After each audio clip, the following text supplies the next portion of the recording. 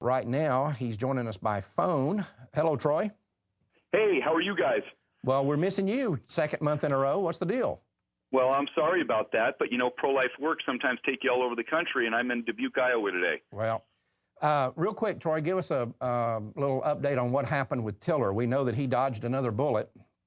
And, yeah, you know, it's a good news, bad news scenario where you've got the bad news, obviously, he slithered out of those 19 charges using the victim defense. You know, poor me, you know, I have to dodge protesters every single day when I go into the clinic. And but the good news is that the Kansas Board of Healing Arts has opened up an 11 petition indictment against him, making essentially the same allegations that he had in this criminal trial, that he used an affiliated doctor to sign off, rubber stamp these late-term abortions, and on top of that, that he committed professional misconduct that was intended to mislead and abuse the public at large. So we're very confident that these came from our complaints, Operation Rescue's complaints against Mr. Tiller, and that they'll go forward, and there's a great possibility that he could be losing his medical license soon. Good.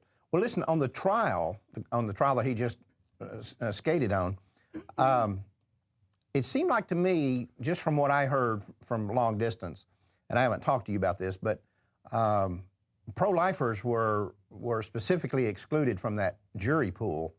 And I'd heard from somewhere, I don't remember where I heard it now, but someone that was there said that when they were polling the jury at the end and saying, you know, do you find him guilty or not guilty, and the judge said, is it your finding that he was not guilty? One of them didn't just say, yes, that's correct. She said, absolutely. Did that happen? Yes, and I about came out of my seat because this particular woman, I won't tell you her name, although I should, to shame her. She was one that I was praying for. And you know how sometimes you can just tell people by the way they're looking, the way they're acting during the trial? I prayed for her specifically because I thought she was a radical either one way or the other. And because of the way they polled the jury in the beginning, all the pro-lifers excluded themselves or they were thrown out.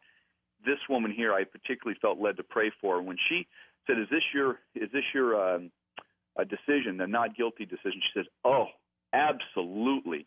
I came out of my seat. I wanted to, anyway.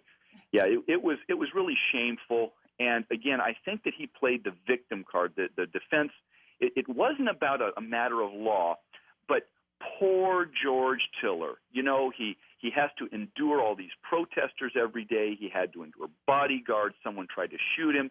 His clinic 20 years ago was on fire, and they brought in all these footage of 1991 of the rescues. And he just poor George. He's been harassed endlessly, and this is just another piece of harassment. And forget about the charges. It's just a poor me scenario. Well, since the abortion industry is notorious for lying, what kind of lies did he tell, and how did he get away with it? Well, you know, one notorious lie, and we tried to get the prosecutor to challenge him on this, and why he didn't, it amazed me, is he said that he did about 250 abortions, late-term abortions, in the year in question. I think it was 2002 or 2003. And but the records showed that they did almost 500 late-term abortions. And he completely underestimated this to show the jury that he's really not that bad of a guy. But he's just a simple doctor trying to make a living. When, in fact, the guy's making, with his late-term and his early-term business, he's bringing in about $5 million a year off of abortion. This isn't a poor me scenario. This guy's sitting in the lap of luxury. Wow. Well, Troy, good luck to you. I know you've got to run because you've got another engagement to go to. So, but thanks for being with us, and we'll see you again next month, buddy. Don't be gone this long. We'll see you. Okay. All right. God bless. Take care. Bye-bye.